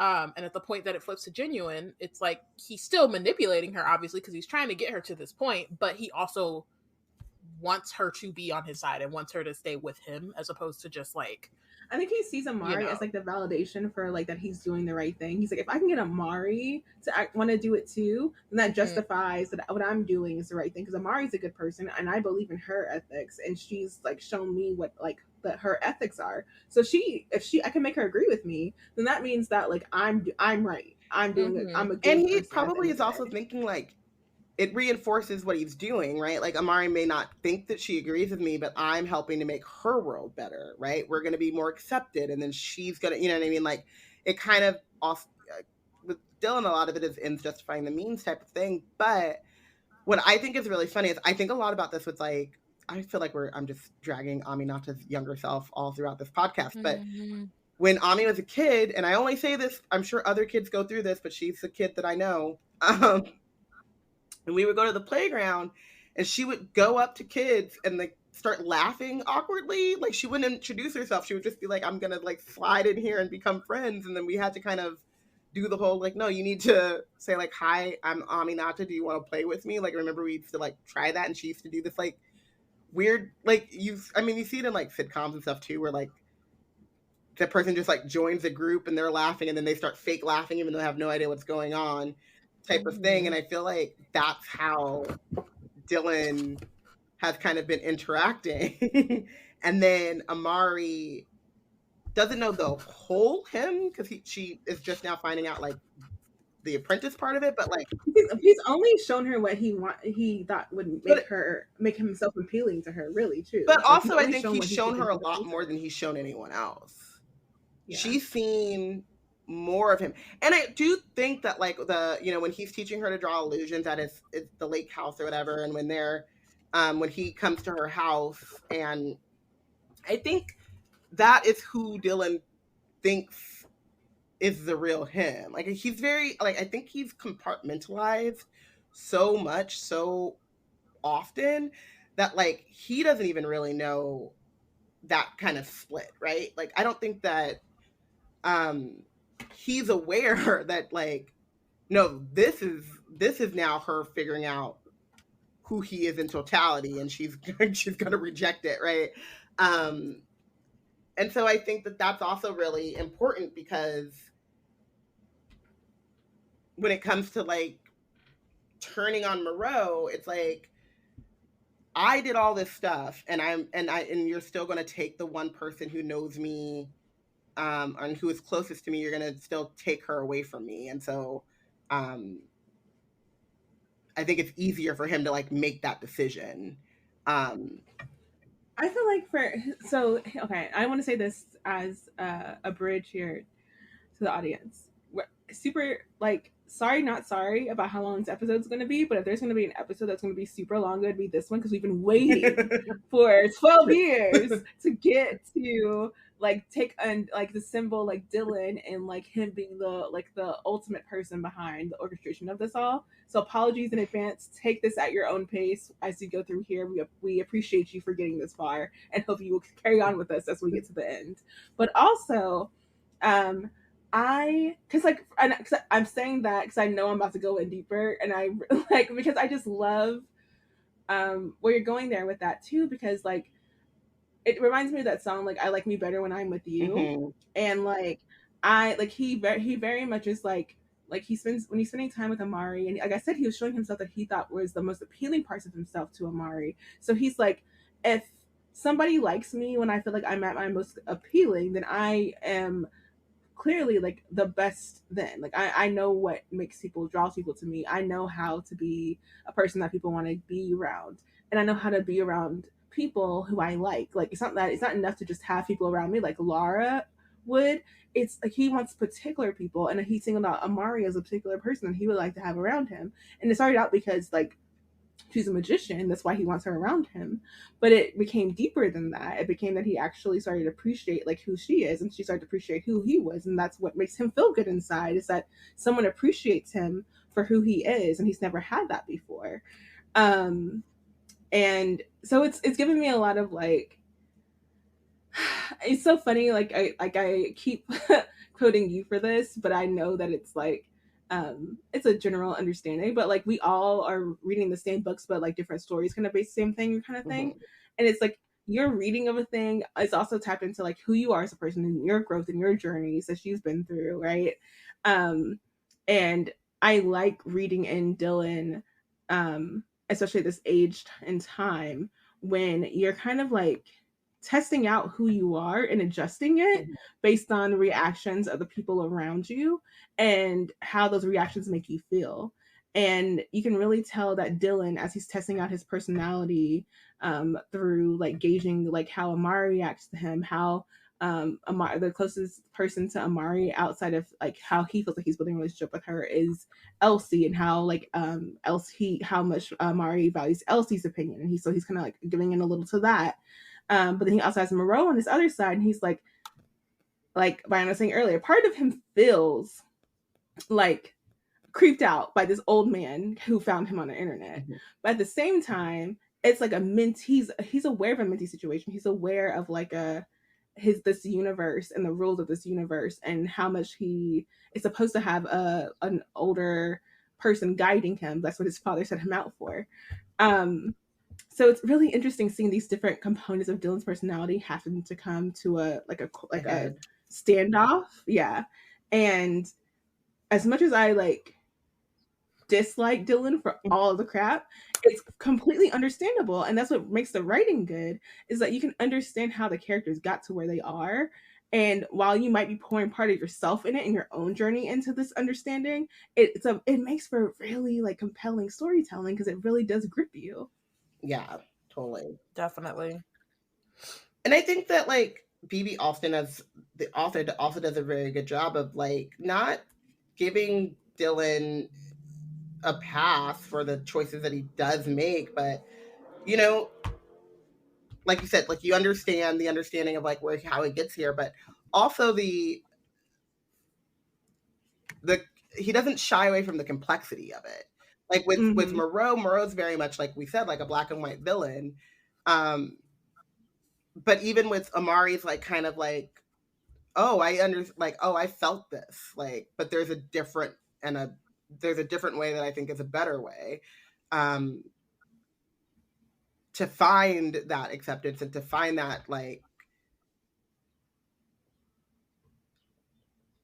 peace. And it's not to scare people into submission, it's to just like be open and vulnerable and let them see you. Like, I think, you know,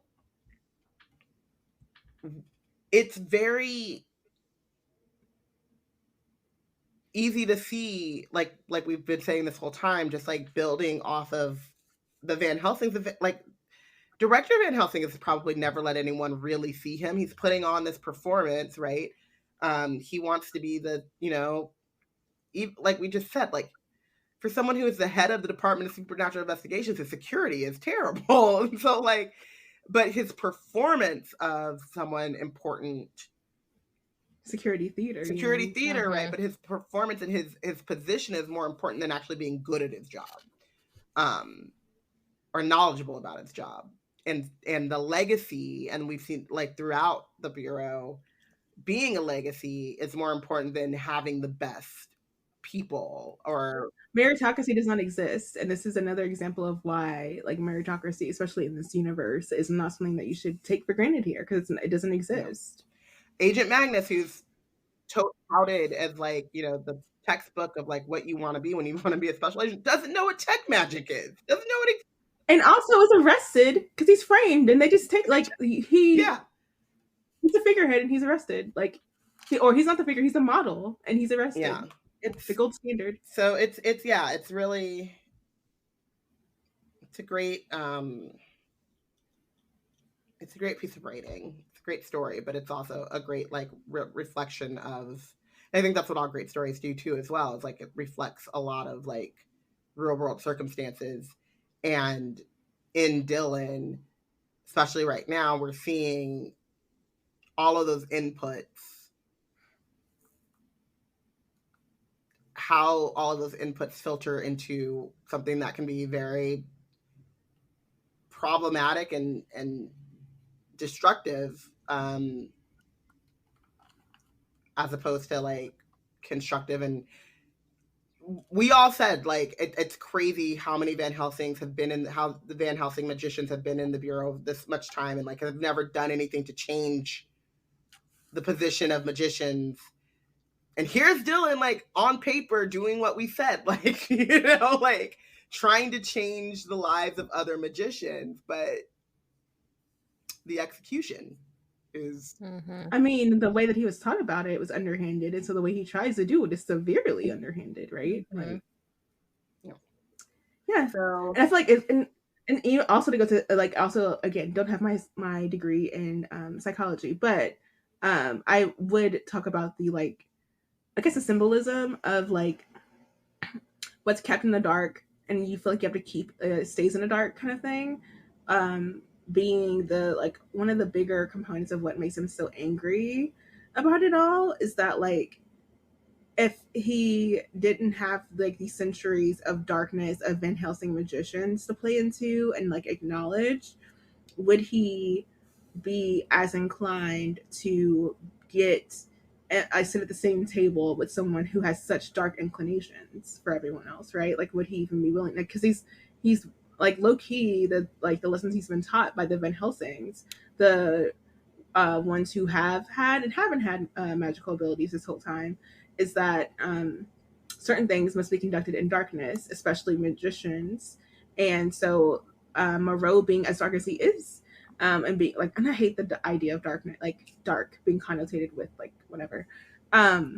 But Moreau being as underhanded as he is sounds right, because he's been taught his whole life that magicians are underhanded. So this plays right into what he thinks that magicians are supposed to act like and what they're supposed to do and how they're supposed to handle situations. And if he didn't have those stereotypes, then maybe he wouldn't think about it this way. He wouldn't think this is the right way to do it. He would think of some other way. But he doesn't. Yeah. Okay, so I really want to get to this part because I think it's... Yes. You do not have the power to steal my magic, boy, Moreau shouts. Dylan says a series of strange words and his hands erupt into silver flames. For a second, I thought he was about to do like the symbols like from Naruto. Jutsus. He evolves them into fists and streaks of silver light pour out of Moreau and into Dylan. Impossible! Impossible! Moreau shouts. I scramble to my feet as Moreau does his best to crawl away from Dylan. The guy fades into dust right in front of me. The black book slams shut, and the skeletal figure is yanked back through the ghostly screen door before it dissolves into a mist. I wouldn't have believed I could do it until you told me about Director Horace's vision. A non-magician wouldn't know this, but the two-headed snakes represent magicians who have stolen magic from another magician, twice as dangerous. Please, I beg, let me have my brother Maria. Let us go. Dylan just shakes his head slowly. Forget about them. They'll only get in the way. He meets Amari's eyes. This is about us, Amari. We're the born magicians of this age. I realize now that this is our time, not the Night Brothers. You're a born magician too, Amari asked. I know I've told you so many lies, and you have no reason to trust me. But we share a bond that is more powerful than anything else in the world. Why do you think I was strong enough to steal Moreau's magic? Our magic calls to each other. I think back to when I created that Amari blossom without even really trying. Or when Amari made the illusion throw that spaghetti at Laura. And the fire illusion at the table during the welcome social. Even Amari's first illusion at the crystal ball, Dylan was in the front row. Every time Amari's magic has overflowed into illusions, Dylan has been right there. Help me do what the Night Brothers couldn't. The Bureau won't stand a chance. We have the Black Book and the Black Key. We've got the power to do whatever we want. This world could be ours. Emotion flickers across Dylan's face. I don't want to be alone. Yeesh. So I always think about this when I think about, like, I don't know how to say this in a way that isn't whatever, but shooter, like, the kind of like quote unquote lone wolf, radical white boy men who do the most dangerous stuff is like incels, right? Like the whole list of like just radicalized on the internet kind of things, and how we talk about in this day and age right now, especially in America, like loneliness as an epidemic. And this is like one of those like very stark moments when he actually says what like deep down he wants, right? I don't want to be alone. But right before that, like a breath before that, he's like, forget about our sibling. Right. Like, and it is very much like when you hear like kind of like those incels and stuff talk about like wanting companionship and wanting all this stuff, but they don't actually know what that means, and that and that human connection takes sacrifice and takes some amount of like give, settling and give, right? Yeah, and like and vulnerability as well. And so like scaring Amari or threatening Amari into standing with you, you're still going to be alone. Like, she might, play the role or whatever, but you're still going to have that deep feeling of loneliness because you're forcing her to submit to your will, and you're not giving anything. And so I think that like I love the fact that like we have this like glimpse into like what he actually like his actual desire is, but also again I go back to saying this, like how he's gotten wrong the way to get what he truly wants, and how he's also just fundamentally misunderstood what that means, the way to truly not be alone is to be vulnerable. Is what Amari is saying, is like having those moments of true genuine connection with all of these people and letting them see you, and then letting them come to the conclusion on their own that you're someone. It's like he's fixated on Amari being the only person that he could be vulnerable to. Right. Like he's not allowed for that concept that he can be vulnerable with other people. Like he's trying to protect himself so much that he's like, Amari's a special one. I'm a special person. And then that's how it happened. And not that like, if I had only tried doing this with other people as well, it wouldn't be a singular experience. It could be experience I could share with multiple people. And that like I have to, or that Amari is not enough. Like, you don't want to be alone, and you've put all of this expectation on Amari to be the person to be with you. But like, how great would it be to have setting them both up for failure? Amari and Maria to go, you know what I mean? Like, having one person become your everything is just as isolating and lonely, and then also scary for that person, right? Like, it's just like, it's not gonna actually get you what you want. And so yeah, it's just, whew, he is literally the embodiment of all of the like scary, radicalized youth that like we see in the news every day. And it's like, this is... But he's also, that's the only thing about, like, as much as I like feel sometimes that is like that's untenable to me. Like, there's just, because literally there's a lot of different reasons why you could take any road in front of you and decide to like walk down the road of being an incel. But for me, I think what makes this a little bit more or something more, maybe it's just as relatable, maybe this is exactly how incels get there, is that, like, you know, I don't know about I've been there. Like, I've been in a place where I've been like, oh, maybe it's just I'm cool with one person and that's fine. Maybe I'm not for everyone's cup of tea, and I'm only going to get along with so many people. And like, one good friend is good. One good friend is great. Like, right? Like, you're just like, I'm going to make my peace with the fact that I'm only going to have one good person who understands me. And then that's just where life is. Right. And I think that, like, he just needs a little bit, like, he's 12. He just needs a bit more world experience. He just needs a little bit more time to be around more people who aren't people that he's been around his whole life, who have not shown him that that he's safe being vulnerable around them. I think the difference between that, though, and what shows why you're not an incel or wouldn't get there, is that your understanding of like, one person getting me is enough is not to say then that everyone who doesn't get you is bad.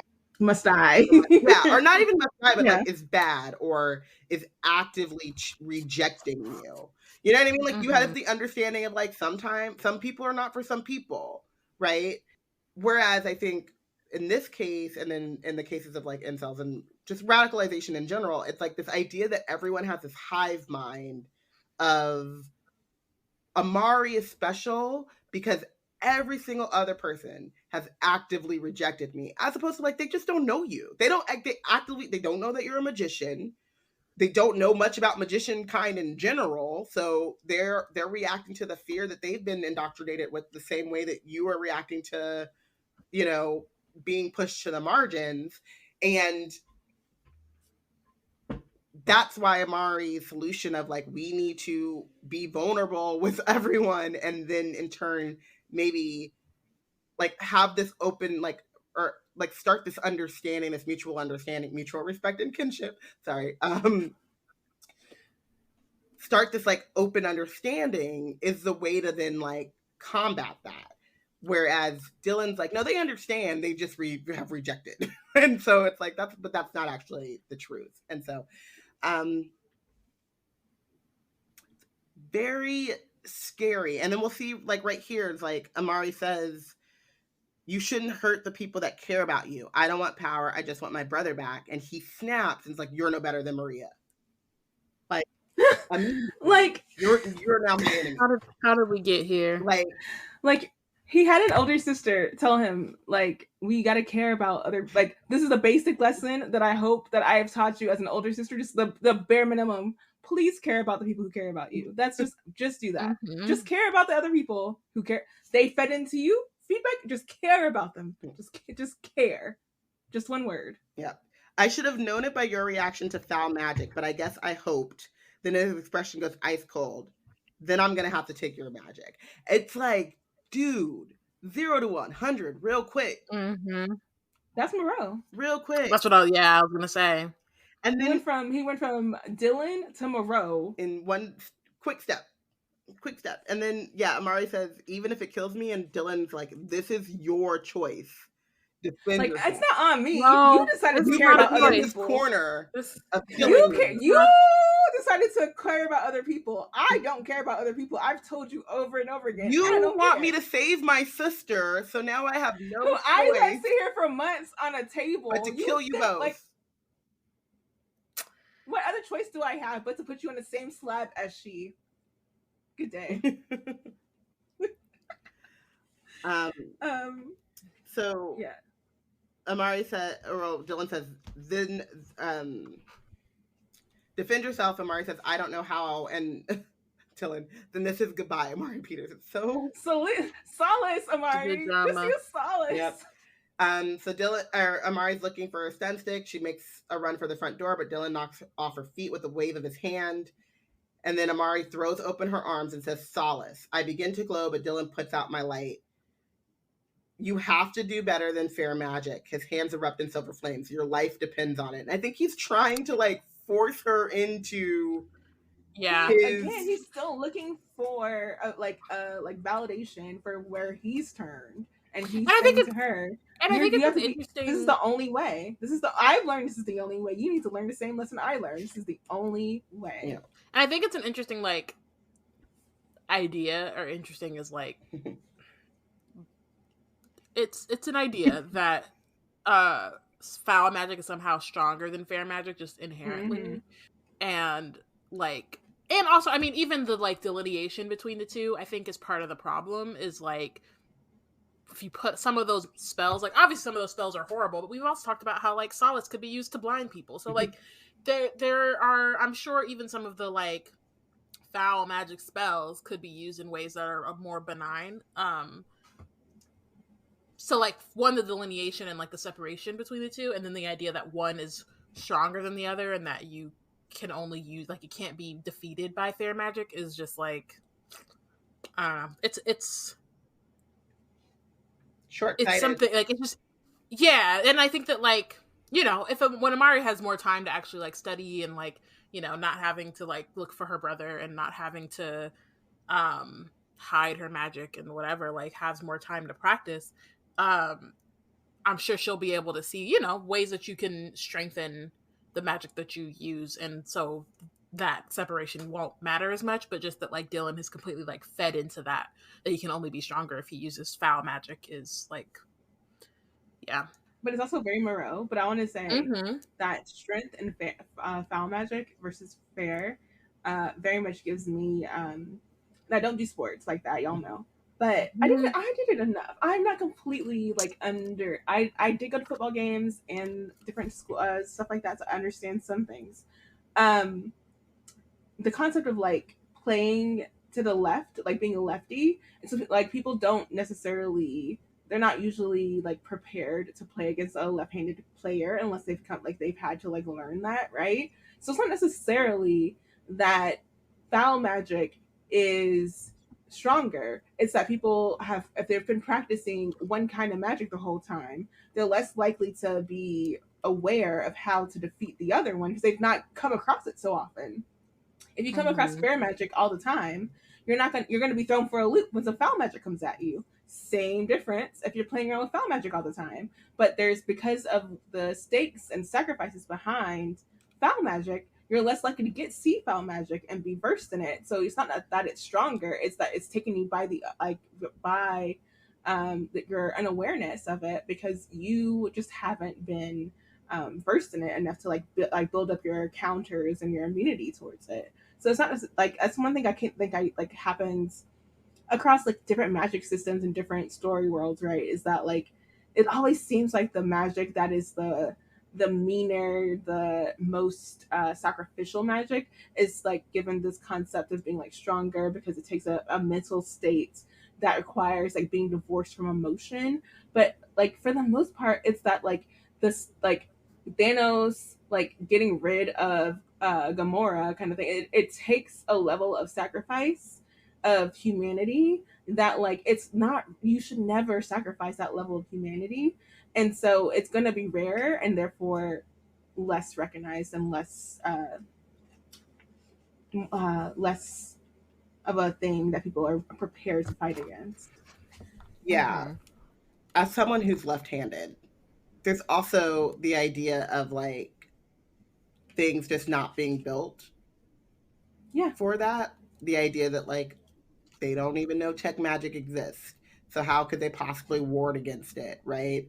Yeah. And like wards, like what the word ward implies magic. So there's some level of magic being practiced at the Bureau if they have wards against them. No, they definitely practice magic. They just don't like people who have magic. I think it's the humans can't have magic except the little thing that they're given by the crystal ball, but yeah, everything else can. Yeah. See, that's so messed up. But yeah, hypocrites them all. I mean, they're hypocrites, but also Moreau and the Knight Brothers definitely messed it up for everybody.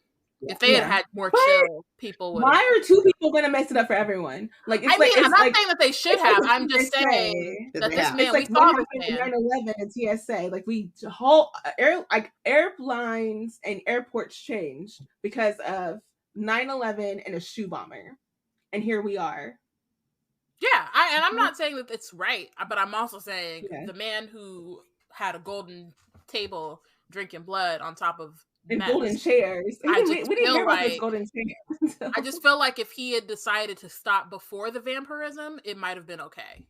Agreed. But like, or just keep the vampirism to yourself. Like, take out things that ain't nobody gonna be like, okay, you took out a deer. Okay, we don't need to know. You know what I just realized? We're twilighting over here. We're twilighting over here. You're twilighting. I realized, y'all. Edward Cullen as a no, I'm not even going there. Underhill was dealt with, and then Moreau was by his canine teeth. How recently was that though? But how recently? But I'm sure but I'm sure he's like, you refrigerated some of it. Like stored refrigerator. The man was there by himself, so he had to have a refrigerator somewhere. Oh no. So I want to know more about Under his story. That's one thing that we didn't get here that I would have appreciated. Is like, how did he come about being the yeah. Oh, sorry. Yeah. Tangent. The magnophobia spell is on the tip of Amari's tongue, but she can't bring herself to say it. She promised herself she'd never use foul magic again, and to be a good magician no matter what. Someone that Quentin would be proud of, and she closes her eyes, her whole body shaking. I'm sorry, Quentin. They were right all along. I am not good enough. No. I shake those doubts from my mind. That's not me anymore.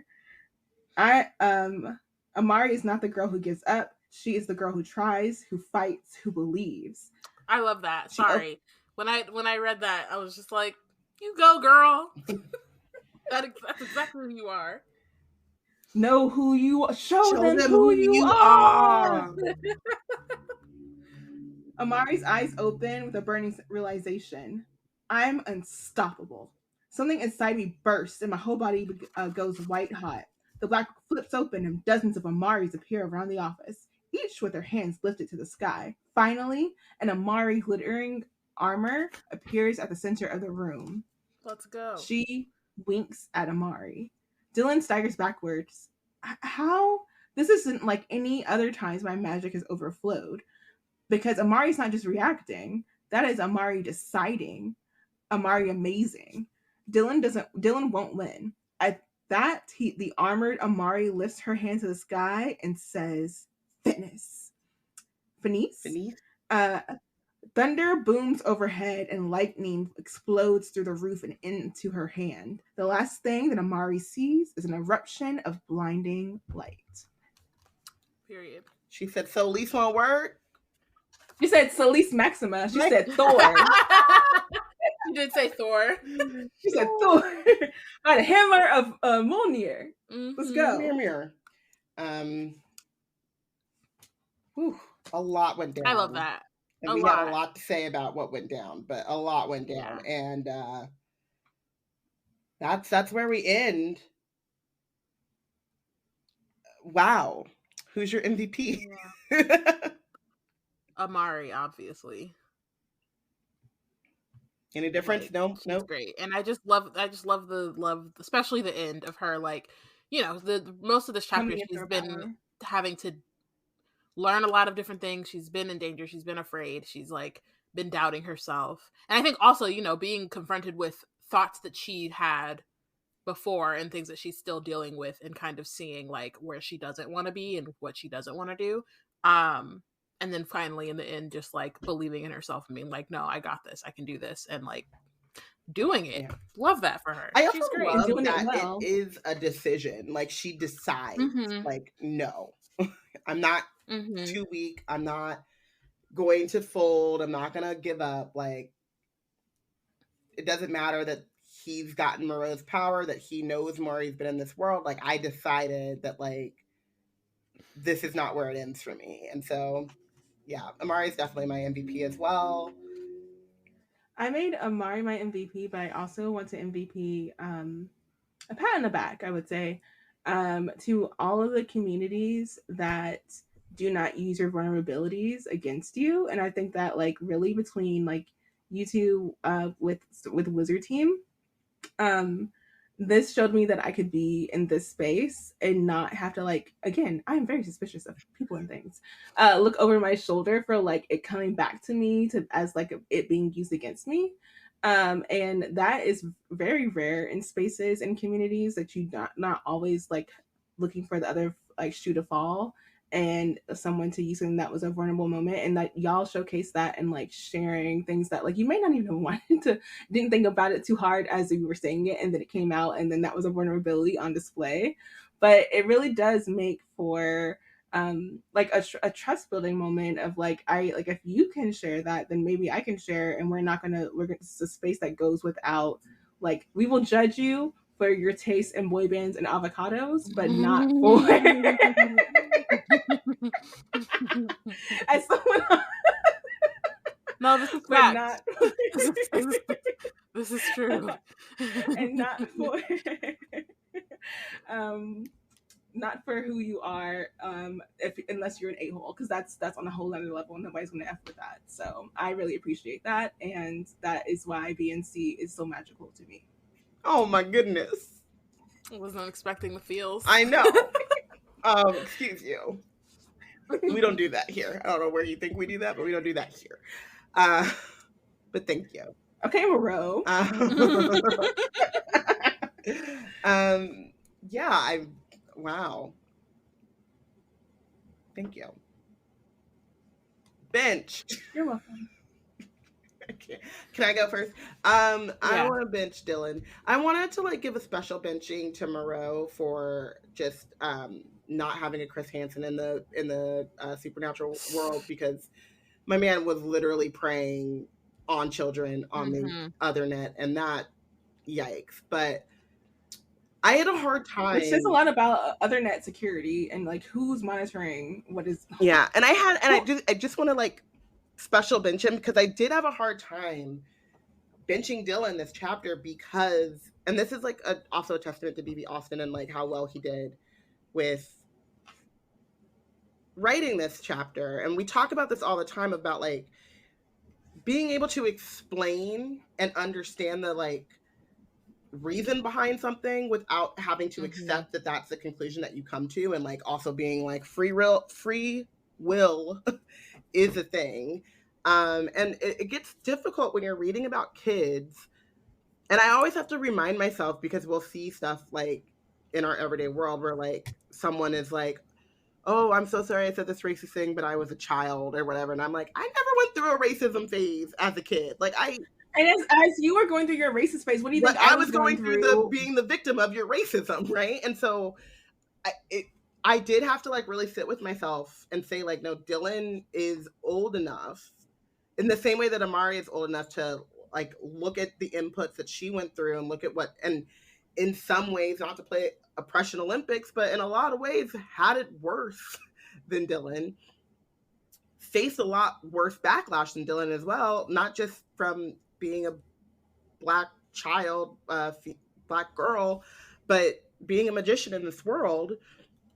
He never was an open, but like he saw the treatment of others, or he saw how they were talked about, but he was never treated that way because he wasn't open about who he was.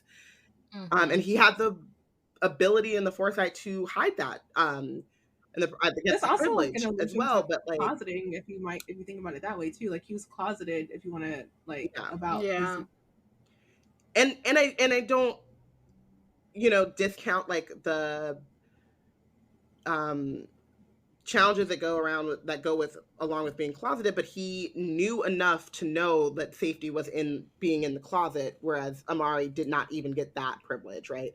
Or that choice, I would say. I don't know if it's a privilege to be closeted, but it's a choice. And so I did have to really like sit with myself, and my initial instinct was to just bench Moreau.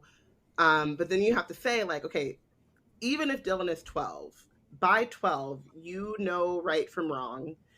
You have hopefully the ability to make different choices. And for every person that we know of who comes from a certain situation and they make the wrong choice, there is someone who comes from just as awful a situation, or differently awful situation, and makes the right choice, right? You can't excuse away free will, I guess is the best way to say that. And like, you can't excuse away the choices that Dylan made along that route to get here. And he really solidified his benching in that last minute of like, you're just as bad as Maria, you gotta die. Like, the whole time we were like, we can understand how Amari can understand how he got here. We can understand how he got here. We're a little perturbed by, like, not a little. We're very perturbed by what's getting here, but we can. Yeah, but we got you. We see it. Yeah. I feel like I benched Dylan and Moreau. For both of the reasons that you were saying, Robyn. Like, I think going into this chapter, I expected to just bench Dylan. So part of my Dylan benching also has to do with all the moments, because we weren't doing it spoiler heavy, like all the other chapters where I would have benched him instead. This is like a mega bench. Like, if we, like, it's like that's the thing. Like, he's on bench for at least 3 times the number of benches that he's actually here. Exactly. Like, so that's like also part of it is like, it's a retroactive benching, but also for stuff that's in the chapter too. It was just like the actual time where I could actually do it. But also for the reasons that you're saying, Robyn, like how he got there makes sense, but the fact that he's there is the problem. And then Moreau, because he again is a predator and like was preying on this kid, is like preying on his vulnerabilities and his isolation, and having him do all this stuff where like you could have just been a great mentor to him. Like, he needed someone who actually like cared about him, and instead you just were like, get another tool to put on my chest or whatever. And like, yeah, Moreau can go. I also benched Dylan and Moreau, but I just want to the different angle. Like, I agree with everything that was said before. Predator ick, yes. I just want to say also about Moreau is that, like, how disappointing. Like, you lived for 1,000 years, and the most you got out of life was dying in a cabin with a golden table and blood dripping down your snout. Like, are you serious? He had all this time being hidden. He was never in prison. He never took the time to hit up the Yetis. Secret layer. You didn't and was like, hey, call a Yeti. The Sasquatches have a real estate empire with any of like, and they are not, they work with the Bureau, but they're not against keeping things under the table. You could have had a nice, you don't have a freaking no Wi-Fi. You don't have a hoard somewhere. There's not a hoard of riches, a vault. You didn't invest. Like, why are you in a cabin where a man died? Like, why didn't Amari and Dylan step into a portal into your actual layout? Because there was no way you would ever be caught dead in a cottage with freaking papers and medical paraphernalia just all over the place. Like, why? Disappointing. Seriously, he didn't diversify his bonds. Yeah, that's very valid. That's very valid. Thank you for listening. We will be back next week for chapter 33. Wizard Team is brought to you by Black Nerds Create. If you want to keep up with our other content, you can check out our website at blacknerdscreate.com. Follow us on Twitter at BLKNerdsCreate, at Yana Wrote It, at Robyn_Rambles, and at Porshèa. And you can follow us on Instagram and Tumblr at Black Nerds Create. Subscribe to our monthly magic newsletter, and don't forget to rate and review. Y'all, next week is the last chapter. That's crazy. We're finishing the book. We got to, this is the chapter, like, I said this earlier, I apologize. This is the chapter where we were going to go in. I don't know if that's true for the next one or not, but I'm glad that we got this moment because we've been holding on to this not talk about Dylan I know this whole time. for the whole time. I mean, and I was gonna say too, like when Bayana was saying like you benched Dylan partially for all the other benches, like towards the end, I don't know if y'all caught this, but I was finding ways to not act like I The didn't bench Apprentice. Maria. I benched the Magician's Apprentice, and I would like the record to Yeah. reflect when you go back and calculate the votes. That vote goes to Dylan because he's actually the Magician's Apprentice. The Magician's Apprentice. Also, I just want to note that if you guys haven't got your votes in, next chapter, that's it. We're gonna figure out who wins and loses the book. So like we're accepting. I'm probably gonna. I was thinking about that, and I'll probably We may have a do, like special an episode? announcement Yeah. on social. I was gonna just do like maybe an announcement on socials. Mhm. Like we could do like a little graphic. I don't know. We'll figure it out. Yeah, because we still need to get But, your yes, benches for the last chapter your votes as well. for the last book. Yeah. I think we should probably maybe do a bonus episode or like a wrap up episode, like we used to do it with like when we would watch the movie, but there's no movie.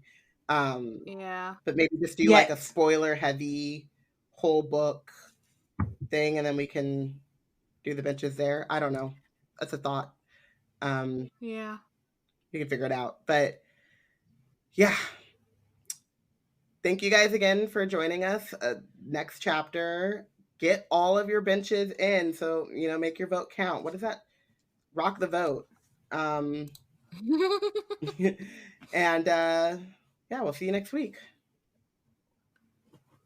Bye. Bye.